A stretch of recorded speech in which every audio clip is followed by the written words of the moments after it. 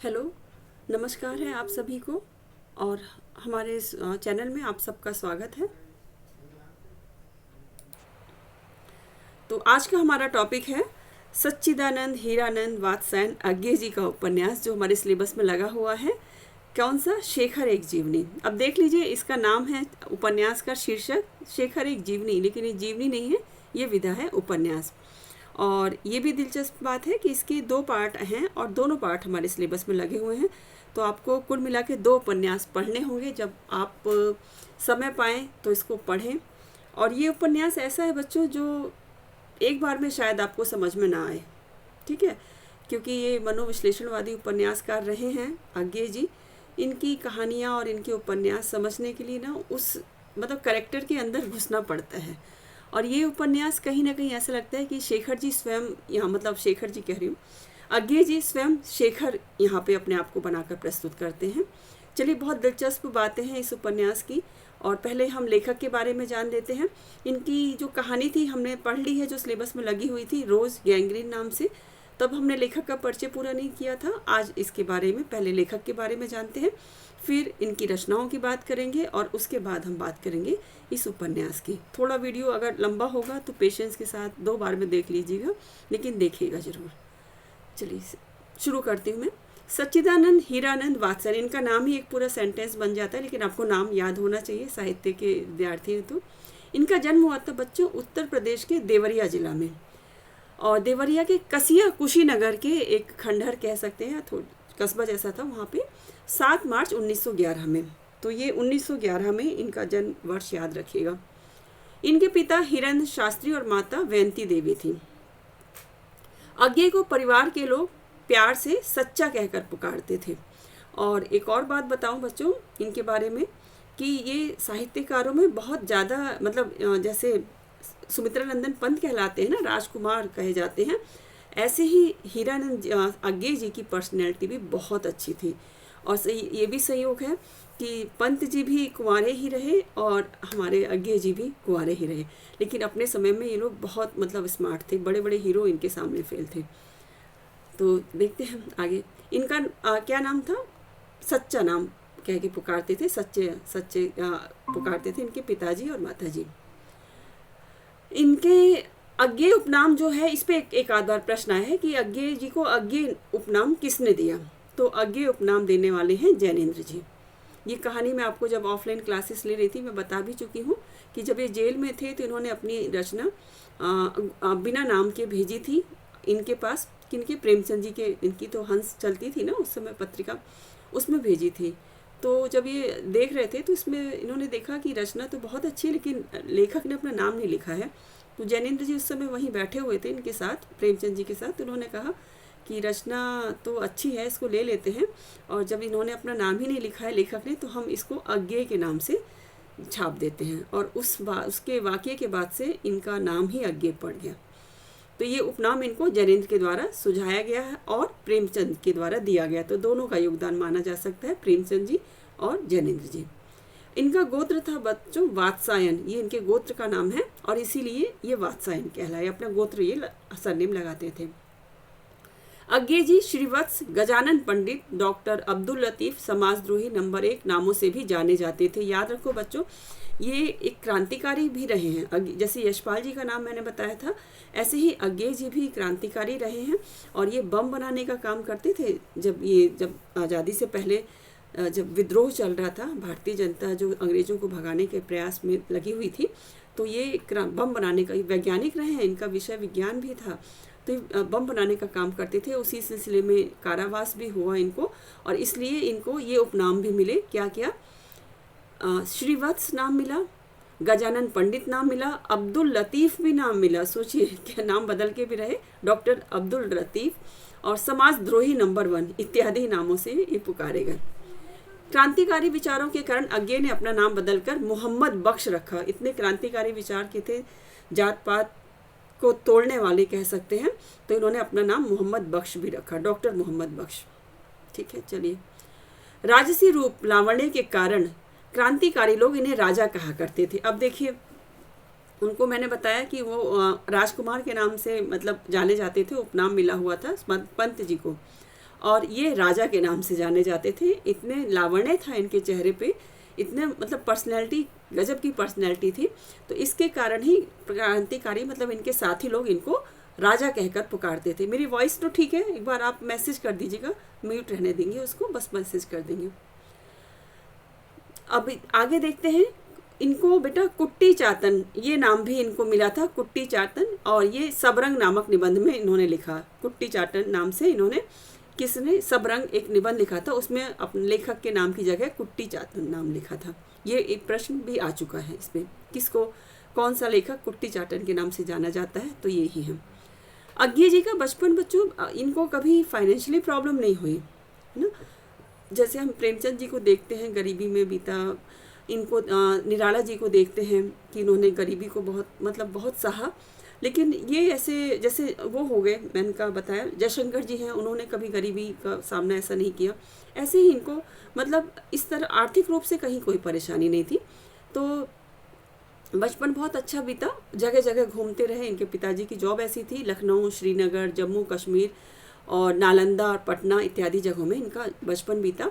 बचपन में ही इन्होंने 30-40 पृष्ठों की एक हस्तलिखित पत्रिका आनंद बंधु इन्होंने निकाली थी, हाथ से लिख के निकाली थी बच्चों। और इस पत्रिका में इनके घर के सभी सदस्य लिखते थे, है ना दिलचस्प बात। एक पत्रिका प्रिंटिंग का कोई वही नहीं था उनके पास, तो हाथ से लिखी एक पत्रिका निकाली थी और घर के सभी सदस्य इसमें लिखते थे पत्रिका में। और इस पत्रिका का नाम था आनंद बंधु। नोट करते जाइएगा, जो चीज़ें मैं कह रही हूँ कि परीक्षा के पॉइंट ऑफ व्यू से हो सकती है या दोहरा रही हूँ, उन चीज़ों को आप बाद में नोट कर लेंगे। अज्ञे का देहावसान हुआ था बच्चों नई दिल्ली में 4 अप्रैल 1987। 1911 में पैदा हुए, 1987 में इनकी मृत्यु हुई। और दिन की बात करें तो 7 मार्च को इनका जन्म हुआ था और 11 अप्रैल को इनकी मृत्यु हुई है। 4 अप्रैल को इनकी मृत्यु हुई है। बाल्यावस्था में इलाहाबाद की एक बालचर पत्रिका सेवा में इनकी पहली कहानी प्रकाशित हुई थी। पहली कहानी कब प्रकाशित हुई, जब ये बच्चे थे। और कौन सी पत्रिका थी, बालचर पत्रिका। क्या थी, नाम था पत्रिका का सेवा। लाहौर में अपने कॉलेज की पत्रिका में पहली कविता छपी जो रविंद्रनाथ की गीतांजलि से प्रभावित थी। फिर उसके बाद जब ये कॉलेज में गए तो इन्होंने कॉलेज की जैसे पत्रिकाएं निकलती ना, उसमें अपनी इन्होंने कविता छापी थी, दी थी, जो कि रविंद्रनाथ की गीतांजलि है ना, उससे प्रेरित थी।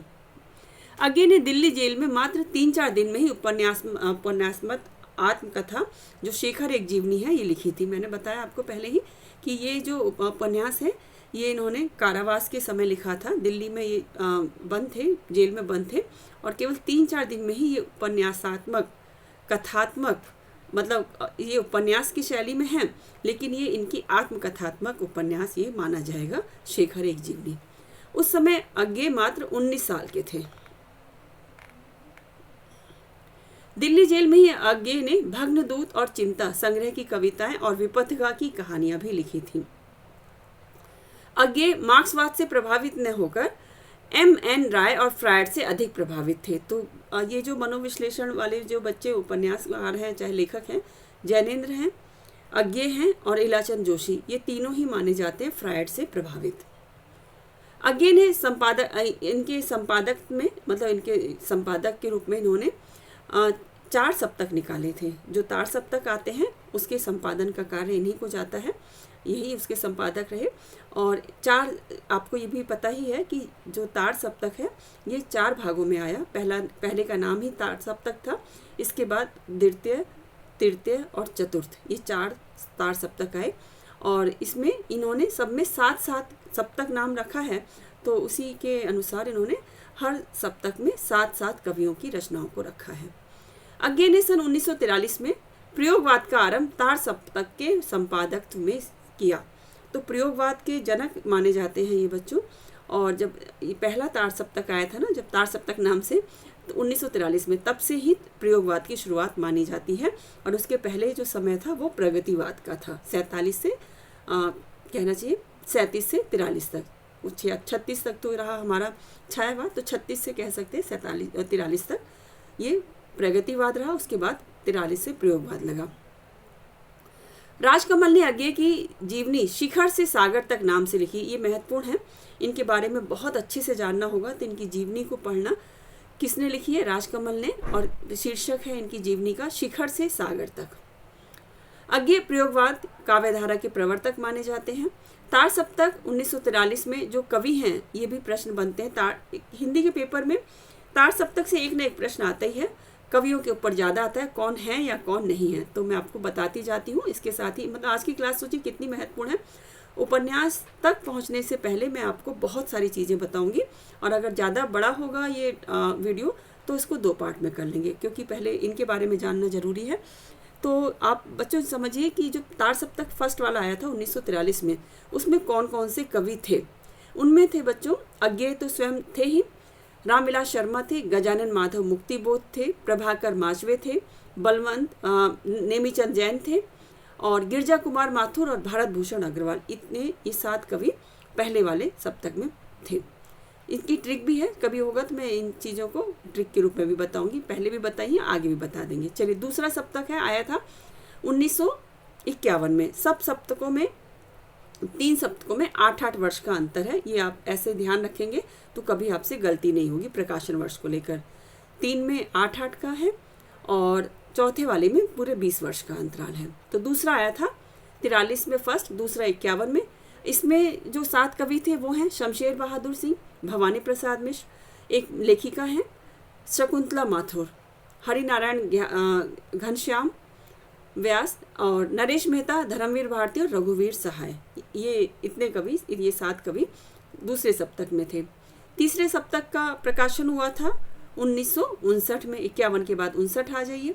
अब इसमें कौन कौन थे? इसमें थे प्रयाग नारायण त्रिपाठी, मदन वात्सायन, विजयदेव नारायण शाही, कुंवर नारायण, सर्वेश्वर दयाल सक्सेना, केदारनाथ सिंह और कीर्ति चौधरी। तो एक लेखिका आप इसमें भी देखते हैं, उसमें देखी थी शकुंतला माथुर सेकंड वाले में, थर्ड में कीर्ति चौधरी। अब चौथा सप्तक ये आया था बच्चों 1979 में, पूरे 20 वर्ष बाद ये चौथा वाला भाग आया है। और इसमें जो कवि हैं अवधेश कुमार हैं, राजकुमार कुंभज हैं, स्वदेश भारती हैं, नंद किशोर आचार्य हैं, और सुमन राजे एक और लेखिका इसमें भी हैं। मतलब टोटल 4 सप्तकों में 3 लेखिका हैं, 3 में लेखिकाएं भी हैं। सुमन राजे हैं जिनका आपने नाम सुना होगा, कौन सा? हिंदी साहित्य का आधा इतिहास के नाम से इन्होंने साहित्य इतिहास के ऊपर ग्रंथ लिखा है। और इसके अलावा है श्री राम वर्मा, सॉरी बच्चों, सॉरी हाँ, इनके अलावा है बच्चों श्री राम वर्मा और राजेंद्र किशोर, ये 7 कवि इसमें चौथे सप्तक में हैं। इनको बच्चों शुक्ल जी ने क्या कहा है? कठिन गद्य का प्रेत। शुक्ल जी की तो बात ही निराली है। उन्होंने कठिन काव्य के प्रेत के नाम से प्रसिद्ध कर दिया किसको? केशव दास जी को, कठिन काव्य के प्रेत, और इनको उन्होंने प्रसिद्ध कर दिया कठिन गद्य के प्रेत कहकर। अज्ञे जी अस्तित्ववाद में आस्था रखने वाले कवि हैं। इनको प्रयोगवाद तथा नई कविता जो है उसका शलाका पुरुष कहा जाता है। और प्रभाकर माचवे ने अज्ञे को आधुनिक युग का कबीर भी कहा है। आधुनिक युग के कबीर के नाम से एक तो अज्ञे जी जाने जाते हैं, और एक और लेखक हैं, कवि हैं नागार्जुन जी, बाबा नागार्जुन, वो जाने जाते हैं। चलिए, अज्ञे की रचनाएं हैं। अब रचनाओं पे आ जाते हैं। शेखर एक जीवनी, इसका प्रथम भाग आया था 1941 में और द्वितीय भाग आया था 1944 में। ये दोनों भाग हमारे सिलेबस में लगे हुए हैं, नेट के हिंदी के सिलेबस में। इसके अलावा एक और इनका उपन्यास है नदी के द्वीप, 1951 में आया था। और एक और उपन्यास, तीसरा उपन्यास अपने अपने अजनबी, ये 1961 में आया था। ये उपन्यास इनके इतने ही हैं। इसके अलावा इन्होंने कहानी संग्रह भी है, इनकी कहानी, बहुत सारी कहानियाँ लिखी हैं जो कि इस नाम से है। संग्रह का नाम बता देती हूँ, विपथगा, ये 1937 में आई थी कहानी संग्रह। इसके अलावा परंपरा 1944 में, कोठरी की बात 1945 में, शरणार्थी 1948 में, ये तेरे जयदोल 1951 में, अमर वल्लरी 1954, ये तेरे प्रतिरूप 1961, जिज्ञासा और अन्य कहानियाँ 1965, अज्ञे की संपूर्ण कहानियाँ खंड 1 और खंड 2 में संकलित की गई हैं। ये आया है 1975 में संकलन। बहुत सारी कहानियाँ लिखी हैं। कितने मल्टी टैलेंटेड थे ये। इन गद्य लेखक भी रहे, पद्य लेखक भी रहे, कवि के रूप में भी इतने ही ज़्यादा प्रतिष्ठित रहे हैं जितने कि गद्य लेखक के रूप में। और इसके अलावा गद्य की इन्होंने देखो ज़्यादातर विधाओं को लिया है बच्चों। यात्रा वृतांत भी इन्होंने लिखे हैं। ऐसी हस्तियाँ उस समय पाई जाती थी। काव्य संग्रह आ जाते हैं, देखते हैं। काव्य संग्रह भग्नदूत 1933 में, चिंता 1942 में, हरी घास पर क्षणभर 1949 में, बावरा अहेरी 1954, इंद्रधनुष रौंदे हुए ये 1957, अरे ओ करुणा प्रभा में 1959, आंगन के पार द्वार 1961, पूर्वा 1965, सुनहले शैवाल 1965, कितनी नावों में कितनी बार ये लगी हुई है। ये काव्य उसमें भी देखेंगे जब हम कविताओं की यूनिट पढ़ेंगे। 1967 में आई है ये। क्योंकि मैं उसे जानता हूँ 1969, सागर मुद्रा 1970, पहले मैं सन्नाटा बुनता हूँ, बहुत प्रसिद्ध है ये अलग इनका काव्य संग्रह। ये आया था 1969 में, पहले मैं सन्नाटा बुनता 1973 में। महावृक्ष के नीचे 1977, नदी की बांक पर छाया ये 1981 में। और ऐसा कोई घर आपने देखा है, ये बहुत बार पूछा गया है, ऐसा कोई घर आपने देखा है, किसका काव्य संग्रह है ना, थोड़ा अलग है नाम। तो ये है इन्हीं का, अज्ञे जी का, आया है 1986 में। और prison days and other poems, prison jail के दौरान लिखी गई कविता और अदर, ये इंग्लिश की हैं इनकी। देखिए एक ही भाषाओं का ज्ञान, एक ही भाषा का ज्ञान नहीं रहता था, मतलब बहुत बहुभाषा विज्ञ थे हमारे जो साहित्यकार थे पहले के। इन्होंने इंग्लिश में भी लिखा है प्रिजन एंड अदर पोएम्स। ये भी पूछा गया प्रश्न है, इस पर भी प्रश्न आया है। ये आया था 1946 में, अंग्रेजी में है ये। और सर्जना के क्षण 1979 में। अब यात्रा साहित्य पे चलते हैं। अरे आया हुआ रहेगा याद, ये आपके सिलेबस में लगा हुआ है यूनिट 10 में 1953 में। और एक बूंद सहसा उछली 1960 में। चलिए यहाँ मैं एक और आपका प्रश्न का उत्तर देती चलती हूँ और समझ ले, ये भी एक ट्रिक है। ये जो ये आया हुआ रहेगा याद है बच्चों, ये यात्रा वृत्तांत इनकी भारत के अंदर जो इन्होंने यात्राएं की थी उस पर आधारित है। और एक बूंद सहसा उछली, ये जो यात्रा वृत्तांत है इनकी विदेश यात्रा पे आधारित है। तो ये इस तरह का प्रश्न भी पूछा जाता है। आप याद रखना कि बूंद जब उछली तो मतलब देश के बाहर गई, वहाँ की यात्राएं हैं। और याद क्या रहेगा, भारत में जो भी यात्राएं की ना वो याद रहेगा। चलिए संस्मरण देखिए, लिखा है स्मृति लेखा नाम से 1982 में। नाटक भी लिखा है उत्तर प्रियदर्शी 1967 में। समालोचना भी लिखी है बच्चों इन्होंने हिंदी साहित्य एक आधुनिक परिदृश्य नाम से 1967 में। अभी रुक रही नहीं, पिक्चर अभी बाकी है। मतलब इनकी रचनाओं को, इनके बारे में पढ़ा पाना एक क्लास में संभव ही नहीं है, फिर भी प्रयास करते हैं। पत्रकारिता एवं संपादन इन्होंने क्या क्या किया है। सैनिक पत्र का संपादन किया 1936 में। विशाल भारत पूछा जाता है, विशाल भारत 1937 में आया। प्रतीक ये पत्रिका भी पूछी जाती है 1947 में। दिनमान ये भी महत्वपूर्ण है बच्चों 1965 में। एवरीमेंस ये 1972 में। और नया प्रतीक 1973 में। ये सारी पत्रिकाओं का इन्होंने संपादन किया था। कितनी सारी पत्रिकाएं हैं। दिनमान, प्रतीक और विशाल भारत बार बार पूछी गई हैं। अब निबंधकार के रूप में देखते हैं। निबंधकार में इनके इतने सारे निबंध संग्रह हैं, मैं सबके बारे में बता देती हूँ। त्रिशंकु पूछा जाता है, ये 1945 में आया था इनका निबंध संग्रह। सब रंग कुछ राग 1956 में। आत्मनेपद ये पूछा गया है बच्चों, आत्मनेपद याद रखना, इनका निबंध संग्रह 1960 में आया था। आल बाल 1971 में। लिखी कागज कोरे ये भी पूछा गया है 1972 में। अच्छा, आप लोगों को लगता होगा कितना याद करें, तो याद करने का बच्चों कोई ऐसा आपको रटना नहीं है। एक बार दो बार आप सुन लेंगे ना इनकी रचनाओं को, तो कम से कम पॉइंट आउट कर पाएंगे। जब आपके पेपर में आएगा ना तो आपको सहसा याद आएगा। जो अनायास ही मन से निकलेगी आवाज़ ना, उस पर गौर करना, तो आपको याद आएगा कि ये अज्ञे जी की हो सकती है इस तरह से। तो देखते हैं। इसके अलावा है अद्यतन 1977 में आया है। जोग लिखी 1977 में। स्रोत और सेतु 1978 में। युग संधियों पर 1982। धार और किनारे 1982। कहाँ है द्वारका ये है 1982 में आया हुआ। केंद्र और परिधि 1984। छाया और जंगल 1984। सर्जना और संदर्भ 1985। स्मृति छंदा 1979।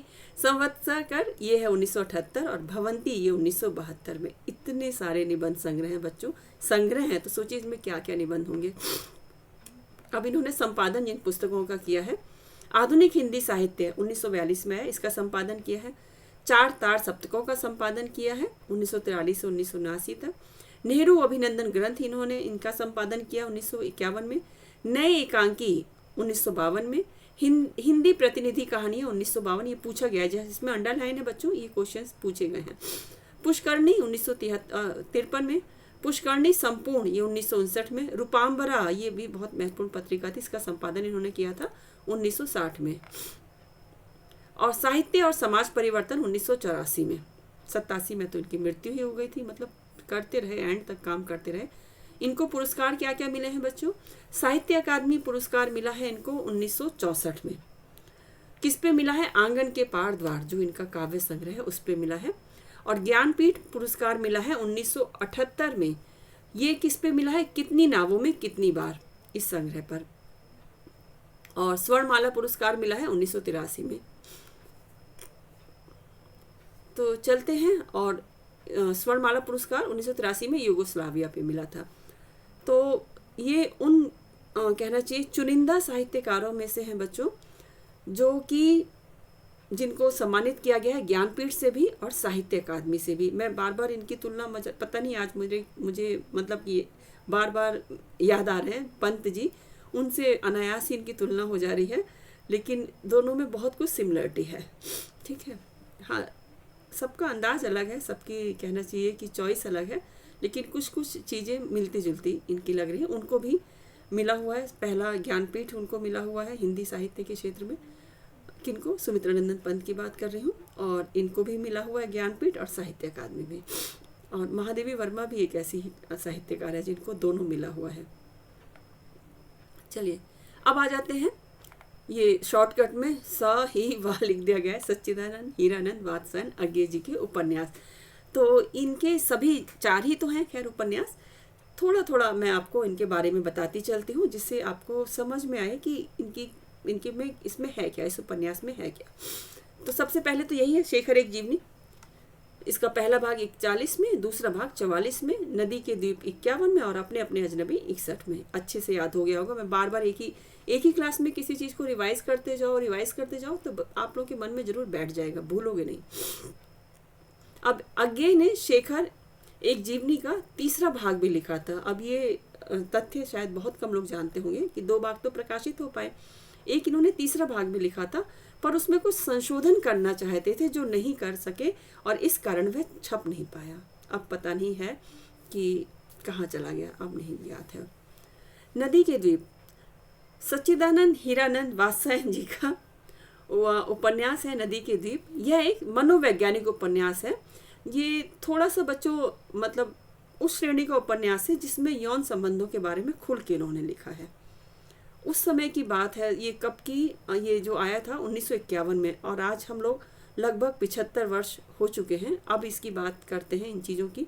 और उस समय जो साहित्यकार थे अपनी रचनाओं में इन चीज़ों को पहले ही उकेर गए थे, जहाँ शायद वो जानते थे कि ऐसा समय भी आएगा। बहुत खुल के लिखा है उन्होंने इसमें जो प्रमुख पात्र हैं मैंने पढ़ा हुआ है, आप भी लाइब्रेरी से लेके पढ़ सकते हैं या खरीद के भी पढ़ सकते हैं। थोड़ा सा आपको मैं बार बार कह रही हूँ, इनके उपन्यासों को पढ़ने के लिए थोड़ा सा मतलब बुद्धिजीवी मनोवैज्ञानिक आपको बढ़ना, मतलब उस दृष्टिकोण से आपको पढ़ना पड़ेगा, और हो सकता है एक बार में ना भी समझ आए तो 2 बार पढ़िएगा। तो इनके इस उपन्यास में बच्चों मुख्य पात्र हैं भुवन, रेखा, गौरा और चंद्रमाधव। ये मतलब कि त्रिकोणीय प्रेम कहानी जैसा कुछ इसमें दिखाया गया है। गौड़ पात्र हैं हेमेंद्र और डॉक्टर रमेश चंद दिखाए हैं। इसमें जो पात्र है बेटा रेखा, एक आधुनिक स्त्री का यहाँ पे मिसाल पेश करती है। भुवन जो है विज्ञान का प्रोफेसर है, और गौरा है इसकी छात्रा दिखाई है भुवन की। रेखा का पति है हेमेंद्र। मैं आपको पूरी कहानी बता दे रही हूँ इसमें इन शॉर्ट में ही। रेखा का पति हेमेंद्र है, जो अभी मैंने बताया। वो जो पति से मतलब मतभेद है, वो उसका व्यवहार अलग है, रेखा का अलग है। वो केवल उसे प्राप्त करना चाहता है, और असफल हो जाने पर वो रेखा को छोड़ देता है। उपन्यास में रेखा का किरदार एक पढ़ी लिखी तथा पति के द्वारा परित्यक्ता स्त्री का दिखाया गया है। उस समय उन्हें मतलब छोड़ी गई स्त्री, जो कहते हैं तलाक हो चुका है या छोड़ दी गई है, त्याग दी गई है, ऐसी स्त्री का यहाँ पे कैरेक्टर दिखाया रेखा के रूप में। डॉक्टर रमेश चंद्र, ये रेखा के बच्चों नए पति हैं। दूसरी शादी जो करती है वो डॉक्टर रमेश चंद्र से करती है। एक सुलझे हुए इंसान है। और इस बीच बताते हूँ ये प्रेम ये किससे करती है? पति के छोड़ने के बाद, पति से इसको भी कोई वो नहीं था, छोड़ने के बाद ये आगे अपनी लाइफ में बढ़ जाती है और भुवन से इसको प्रेम हो जाता है। वही भुवन जो गौरा से शादी करते हैं, है ना कुछ उलझे हुए रिश्ते। अब इसमें मुख्य पात्र रेखा ही है और भुवन है। ये दोनों मतलब कि नायक नायिका के रूप में दिखाए गए हैं। एक दूसरे से बहुत प्यार करते हैं, फिजिकल रिलेशन भी बनते हैं दोनों में, लेकिन एक दूसरे से जुड़ नहीं पाते। गौरा और भुवन के बीच भी एक दूसरे के लिए आकर उसकी जो छात्रा दिखाई है गौरा, वो भी उसके प्रति एक विशेष भाव रखती है। दोनों आकर्षित भी हैं एक दूसरे को, लेकिन सही रूप में व्यक्त नहीं कर पाते, लास्ट में व्यक्त करते हैं। तो लास्ट में एट द एंड गौरा की शादी भुवन से होती है और ये एक डॉक्टर से शादी कर लेती है रेखा। वस्तुतः नदी के द्वीप और नदी के द्वीप के बहाने समाज और व्यक्ति के को तलाशने की कोशिश ही इस उपन्यास का वर्ण विषय है। और नदी के द्वीप इनकी एक कविता का भी नाम है ना, बहुत सुंदर कविता है, छोटी सी है। अब दूसरे उपन्यास पे चलते हैं, अपने अपने अजनबी। ये अपने अपने अजनबी उपन्यास का मुख्य पात्र है बच्चों सेल्मा और योके, और अन्य गौण पात्रों में है एकलोफ, जगनायक और माल सोरेन इत्यादि हैं। अपने अपने अजनबी उपन्यास सात्र, किरकेगार्ड, हाइडेगर आदि के पश्चिम अस्तित्ववादी दर्शन पर आधारित है। ये दर्शन, जब आप दर्शन वाली यूनिट पढ़ोगे तो इन सब का नाम आप सुनोगे। अधिकांश विद्वानों ने अज्ञे के इस अंतिम उपन्यास को मृत्यु से साक्षात्कार का नाम दिया है और हिंदी का अस्तित्ववादी उपन्यास भी माना है। तो अलग एक तथ्य है, आप याद रखिएगा। मृत्यु से साक्षात्कार किस उपन्यास के बारे में कहा गया है? तो अपने अपने अजनबी। इस उपन्यास की रचना अज्ञे ने मात्र 3 दिनों में की थी। क्या लेखक थे भाई, मानना पड़ेगा। केवल 3 दिन में इन्होंने इस उपन्यास की रचना कर दी थी और एक ही बैठकी में अपने सेक्रेटरी के पास टाइप भी करा दिया था। इस उपन्यास के पात्र विदेशी हैं और कहानी भी विदेश में ही घटित होती है। पात्रों के नाम से ही समझ में आ रहा था। इस उपन्यास में मूलतः 2 पात्र हैं, योके और सेल्मा। योके युवती है और सेल्मा है वृद्धा। और इस मनोवैज्ञानिक उपन्यास की मूल समस्या है मृत्यु के पार जाने की करुण असहायता से मुक्ति का मार्ग कैसे पाया जाए। कथा में सेल्मा एक वृद्धा है जो कैंसर से पीड़ित है और पहाड़ पर रहती है। योके एक तरुणी है, साहसी है, पर्वतारोहण करके है। उसके दौरान बर्फ से गिरने से काटघर में फंस जाती है और अपने प्रेमी पाल से बिछुड़ जाती है। अज्ञे ने सेल्मा की कहानी फ्लैशबैक के द्वारा बताई है, और जिसमें सेल्मा किसी यान युवक से विवाह करती है और बाद में उस यान की मृत्यु हो जाती है। योके काटघर से मुक्त होने पर जर्मन सिपाहियों के द्वारा पकड़ी जाती है। जर्मन सिपाही उसका शील भंग कर देते हैं, यानी उसका रेप कर देते हैं और उसको वेश्या बना देते हैं। योके मानसिक रूप से विक्षिप्त हो जाती है। जीवन के अंतिम समय में योके विषपान कर लेती है और अपनी पूरी कहानी जगनायक को सुनाकर मर जाती है। ट्रेजेडी उपन्यास है ये थे इनके 4 उपन्यास। अब हम बात करते हैं अपना जो सिलेबस में लगा हुआ उपन्यास है उसकी। तो ये वाला पार्ट जो वीडियो का रहेगा, इसमें आपने देखा अज्ञे जी के बारे में, उनकी रचनाओं के बारे में, और उसके अलावा इनके बारे में कुछ महत्वपूर्ण तथ्य भी हमने डिस्कस किए, और इनके जो 4 उपन्यास हैं उनकी कथा वस्तु के बारे में भी हमने शॉर्ट में देखा। ठीक है, अब मैं आगे आपको बताऊंगी अगले उसमें कि इनका जो उपन्यास शेखर एक जीवनी लगा है उसकी कथा वस्तु क्या है। आप लोग जाइएगा नहीं, जुड़े रहिएगा, क्योंकि 28 मिनट का वीडियो हो गया है तो मैं इसको यहाँ। चलिए, तो फिर से स्वागत है आप सबका। हम उसी वीडियो से आगे बढ़ रहे हैं, मतलब जो हमने अभी क्लास ली थी, कौन सा अज्ञे जी की बात चल रही थी, और आज इस क्लास में अभी मैं आपको बताने जा रही हूँ कि इनका जो उपन्यास लगा हुआ है उसकी कथा वस्तु क्या है, उससे संबंधित महत्वपूर्ण तथ्य आपको बताऊंगी। शेखर एक जीवनी 1941, बार बार कह रही हूँ जिससे आपके दिमाग में बैठ जाए। इसमें बच्चों ये जो प्रकाशित 1941 में हुआ, ये 2 पार्ट में आया, तो इनके दोनों पार्ट के नाम भी पूछ लिए जाते हैं पेपर में। पहले भाग का नाम है उत्थान, पहले उत्थान होता है, ठीक है, याद रखना, पहला भाग है उत्थान। यह उपन्यास 4 खंडों में बटा है। पहले भाग की बात कर रही हूँ मैं। पहला जो उत्थान नामक उनका जो भाग 1 है शेखर एक जीवनी का, उसमें चार चार चार दोनों में है, लेकिन पहले इसके 4 भागों की बात कर लेती हूँ। तो उपन्यास की शुरुआत प्रवेश से शुरू होकर प्रथम खंड उषा और किरण, प्रवेश दिखाया गया है भूमिका जैसा। उसके बाद उषा और किरण, उषा और ईश्वर सॉरी, द्वितीय बाज है और तृतीय खंड है बीज और अंकुर, तृतीय खंड है प्रकृति और पुरुष, और चतुर्थ खंड है पुरुष और परिस्थिति। ये चारों नाम को अच्छे से समझ लो, क्योंकि पूछ लिए जाते हैं। पहले खंड का नाम दूसरे खंड का नाम इस तरह से मैच के लिए दे दिया जाता है। तो याद रखना, पहला खंड है इसमें उषा और ईश्वर, फिर है बीज और अंकुर। मैं आपको एक ट्रिक बता देती हूँ। जैसे शुरुआत उषा काल से होती है, ईश्वर उषा काल में प्रकट मतलब दिखाई देते हैं, ऐसा समझ लीजिए। फिर उसके बाद बीज फूटता है, आशा का बीज कह लो, बीज अंकुरित होता है, फिर बीज प्रकृति में क्या कहते हैं आगे बढ़ता है, प्रकृति और पुरुष, और उसके बाद पुरुष जो है पुरुषार्थ करते हैं, पुरुष और परिस्थिति। ये इसके ट्रिक से आप याद कर लीजिए, आप जो भी ट्रिक लगाएं वो आपके ऊपर है। अब इसके दूसरे भाग में देखते हैं, उत्थान हुआ था तो उत्कर्ष भी होगा। दूसरे भाग का नाम है उत्कर्ष। अच्छे अच्छे नाम हैं, आप याद रखना, बहुत प्यारे प्यारे नाम हैं। उत्थान और उत्कर्ष अच्छे नाम है, इनका मीनिंग भी बहुत अच्छा है।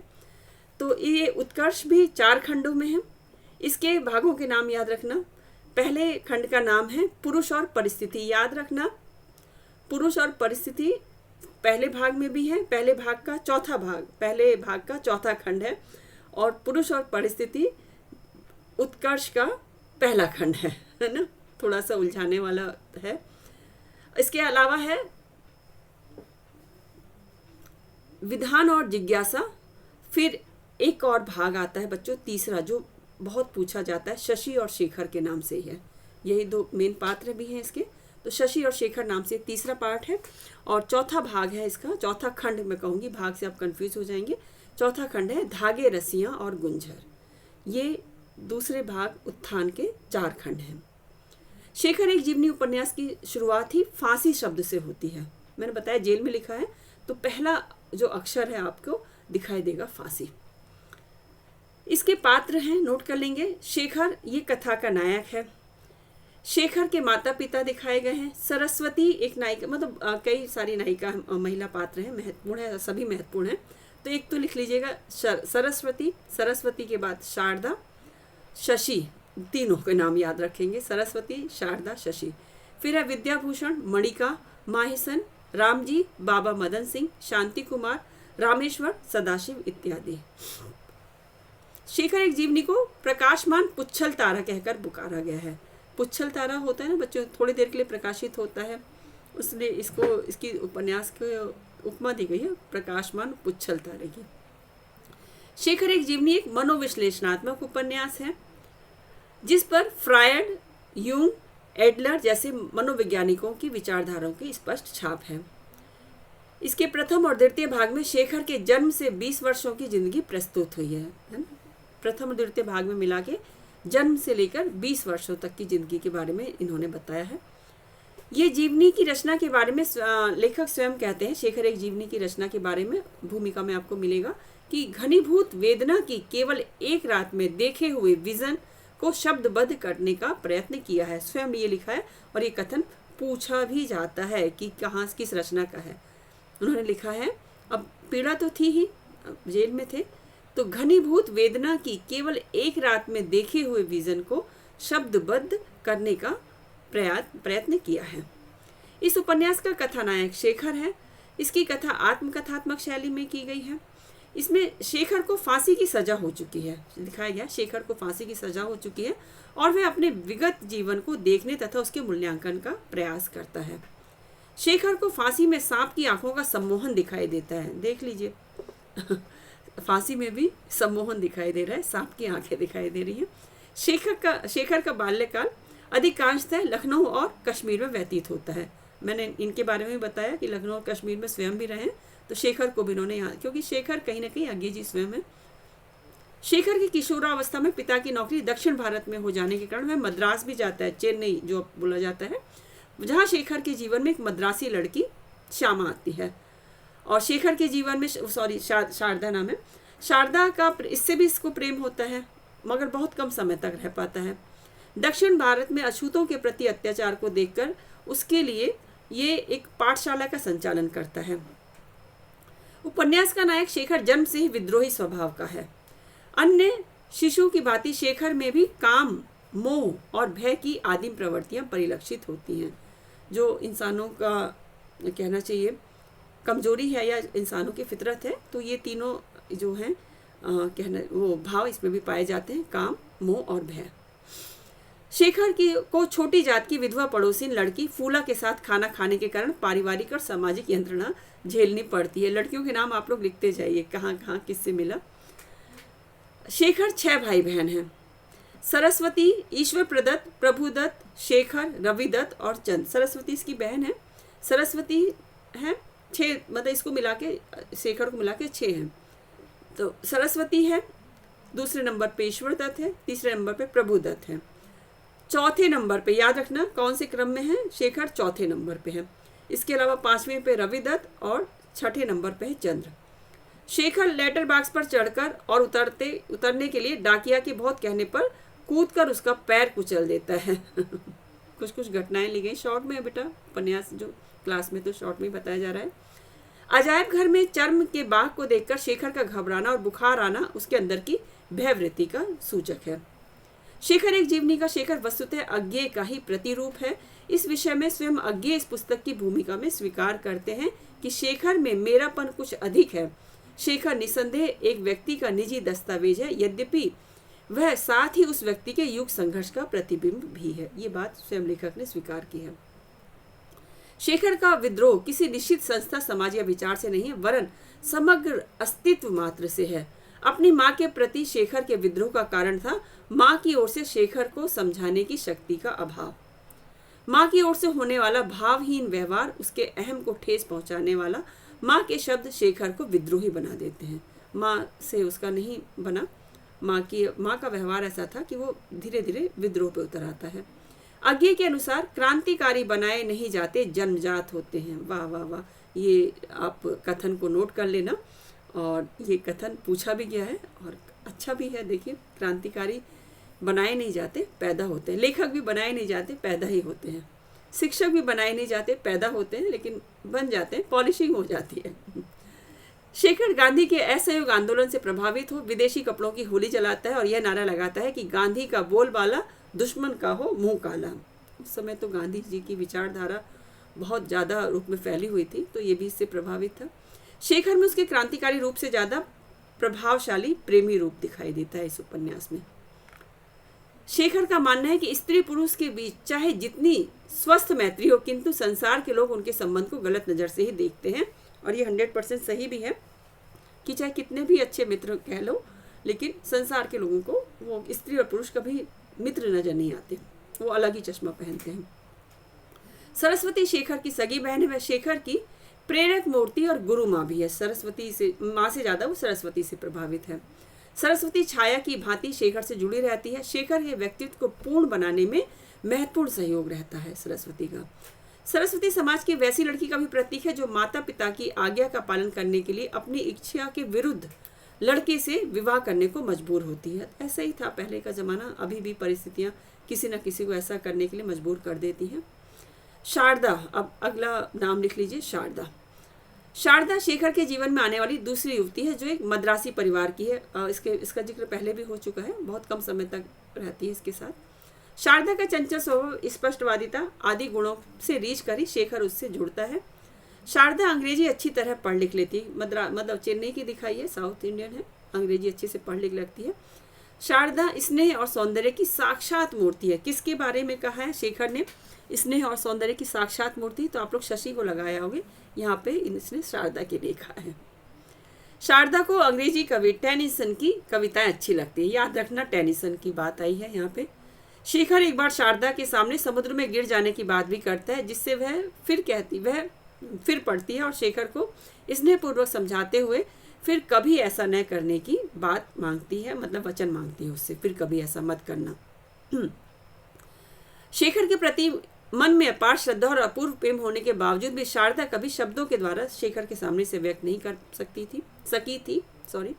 शेखर किशोरावस्था के प्रारंभिक दौरे में समलैंगिक प्रेम से भी गुजरता है। जो आज बात होती है ना, इस पे खुल के बात होती है, उस समय शेखर आज्ञे जी ने अपने उपन्यास में, आत्मकथात्मक उपन्यास है तो ये बातें खुलकर लिखी हैं। ठीक है, तो समलैंगिक संबंधों के बारे में बताया।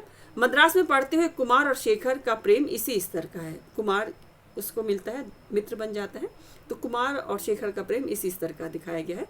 एक समय ऐसा भी आता है कि शारदा के मन से शेखर के प्रति श्रद्धा और स्नेह समाप्त हो जाता है और वह कहती है, तुम्हें प्यार, मुझे खेद है कि मैंने तुमसे कभी बात भी की थी, ऐसा कह देती है भाई।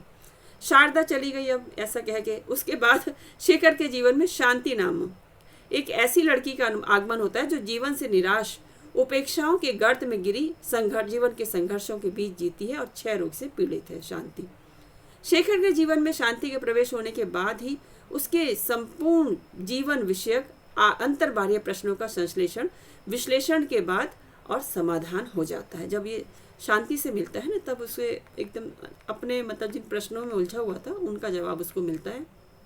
शांति क्योंकि क्षय रोग से दिखाई पीड़ित, ये बीमारी की अवस्था में एक दिन इसकी अचानक मौत हो जाती है।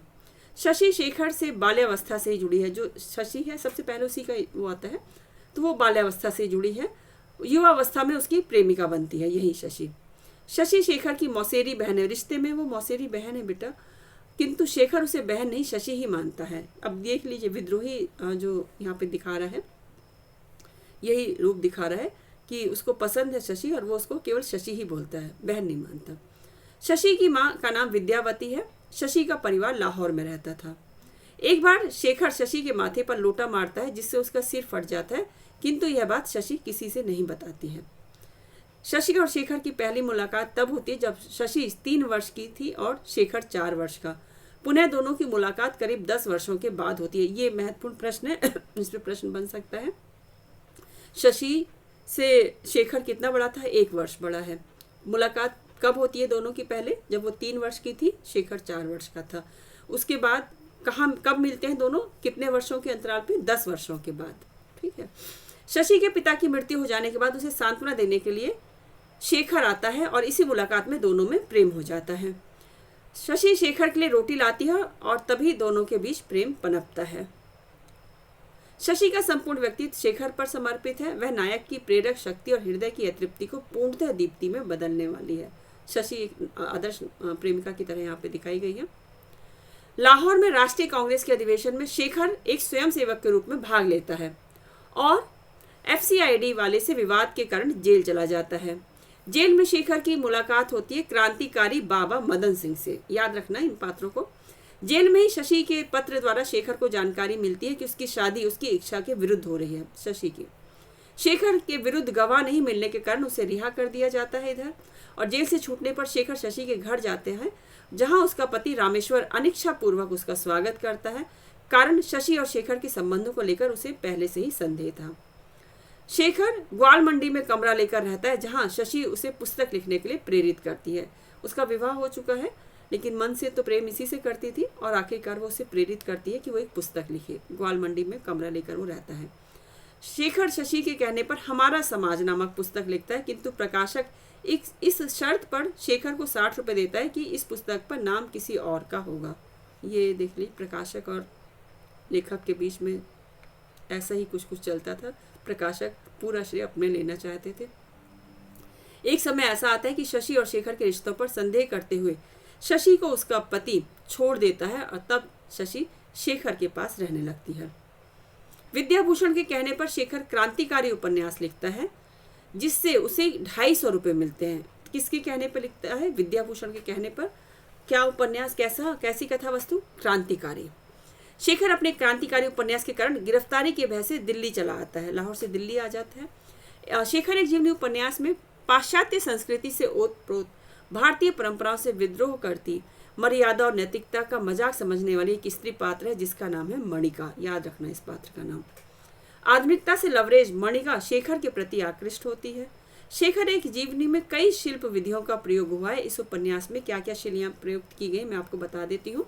एक तो जीवनी शैली दिखाई ही दे रही है, फिर है प्रत्यावलोकन या समृत्यावलोकन शैली दिखाई गई है, एक है वर्णात्मक शैली, एक है आत्मकथात्मक शैली, एक है विवेचनात्मक शैली, मनोविश्लेषणात्मक पद्धति, चित्रात्मक या नाट्यात्मक पद्धति, पत्रात्मक पद्धति भी दिखाई, पत्रों के द्वारा भी कहानी आगे बढ़ती है, और आत्मसंलाप पद्धति जिसमें अपने आप से बात करते हैं, और एक है प्रतीकात्मक शैली। इतनी शैलियों का इसमें प्रयोग किया गया है।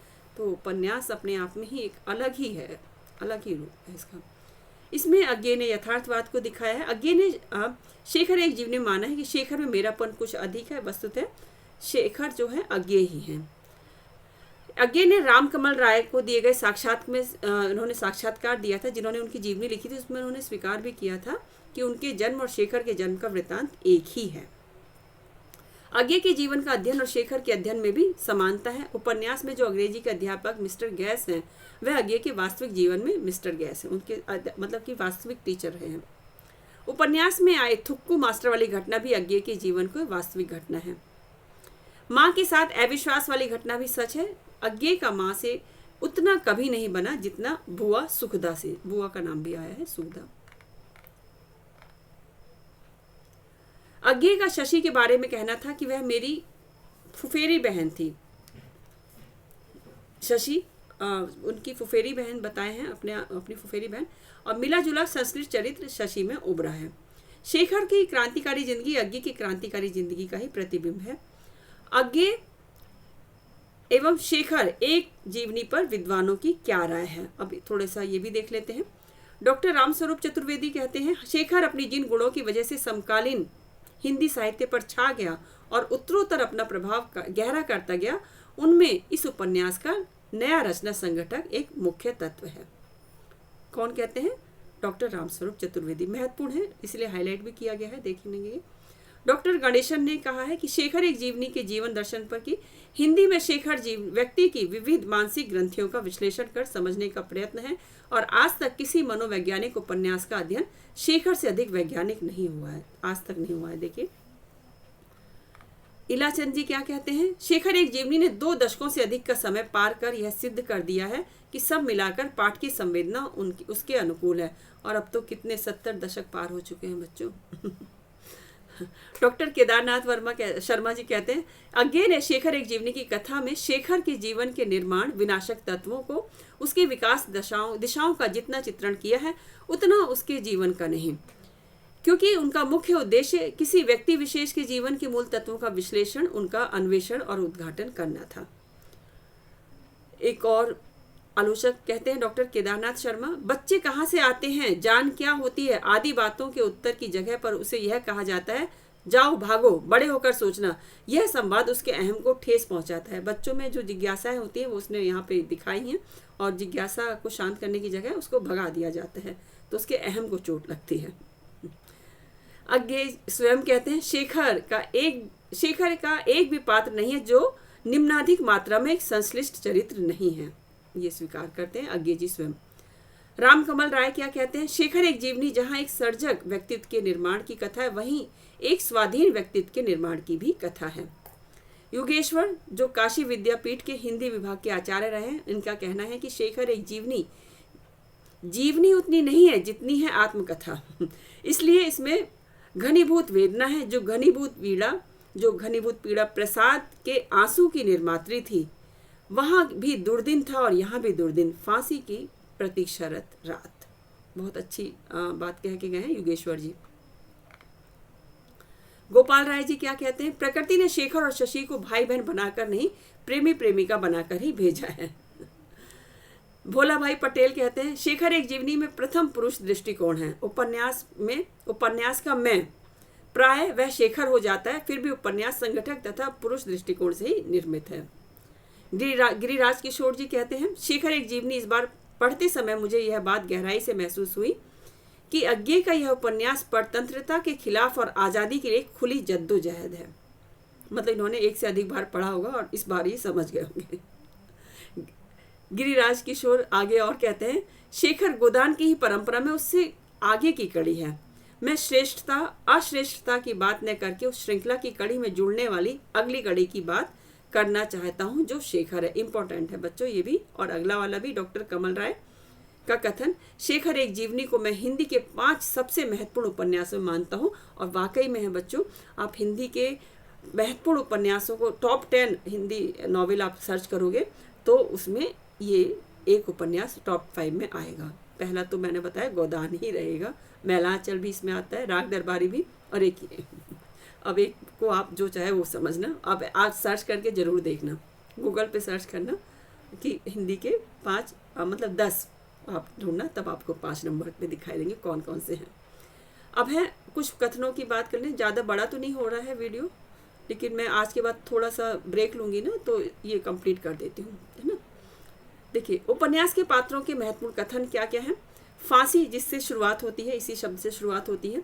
तो जिस जीवन को उत्पन्न करने में हमारे संसार की सारी शक्तियाँ, हमारे विकास, हमारे विज्ञान, हमारी सभ्यता द्वारा निर्मित सारी क्षमताएं या औजार असमर्थ हैं, उसी जीवन को छीन लेने में, उसी का विनाश करने में ऐसी भोली हृदयहीनता फांसी।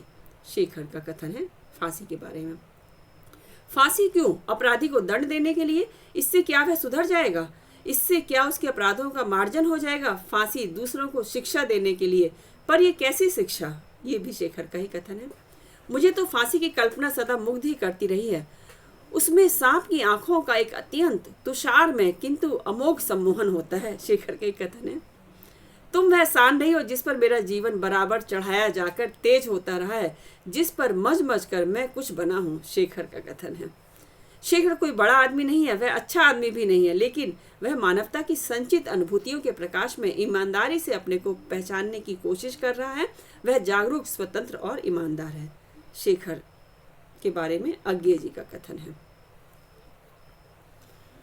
आगे और अज्ञे जी का कथन। शेखर निस्संदेह एक व्यक्ति का अभिन्नतम निजी दस्तावेज है, यद्यपि वह मानव ही उस व्यक्ति के युग संघर्ष का युग प्रतिबिंब भी है। फिर कुछ करूंगा जिसे क्रांति कहते हैं, सब चीज उलट पुलट कर रख दूंगा। शेखर कहते हैं। फिर अगला कथन शेखर के बहुत ज्यादा कथन है। शेखर के कथन मिलेंगे या फिर आपको अज्ञे जी के मिलेंगे। कुछ एक कथन जो महत्वपूर्ण है, कुछ स्त्री पात्रों के भी हैं। शेखर का कथन आगे।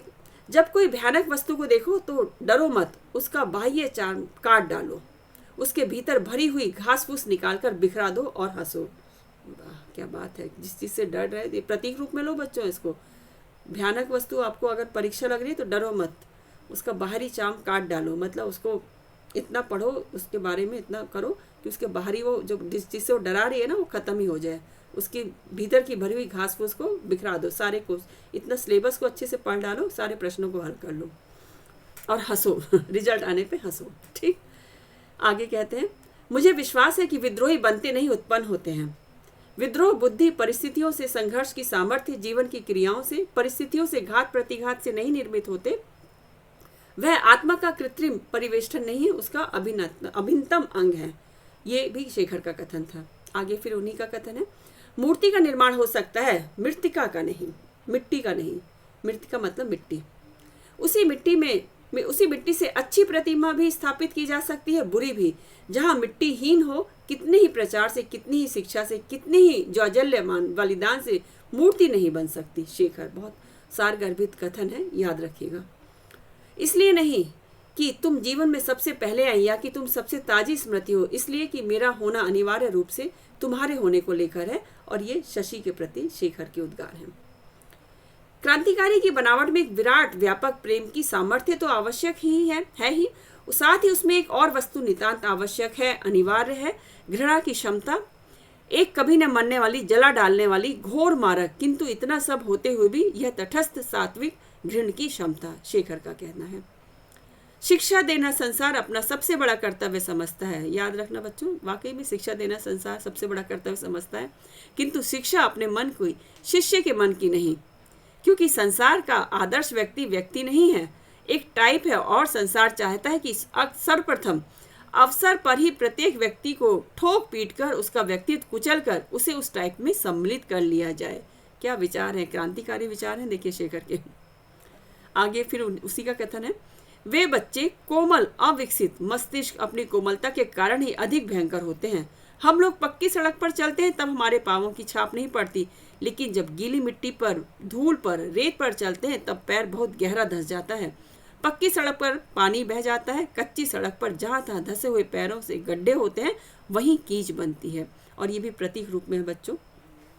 पक्की सड़क जो पहले से पका है, उस पर आपके पैरों के निशान नहीं बन सकते। बचपन में ही जो कुछ निशान बना चाहो वही बन जाते हैं। साहित्य का निर्माण मानो जीवित मृत्यु का आवाहन है। साहित्यकार को निर्माण करके और लाभ भी तो क्या, रचयिता होने का सुख भी नहीं मिलता। ये शेखर का कथन है और बहुत कुछ ये सच्चाई को बयान कर रहा है।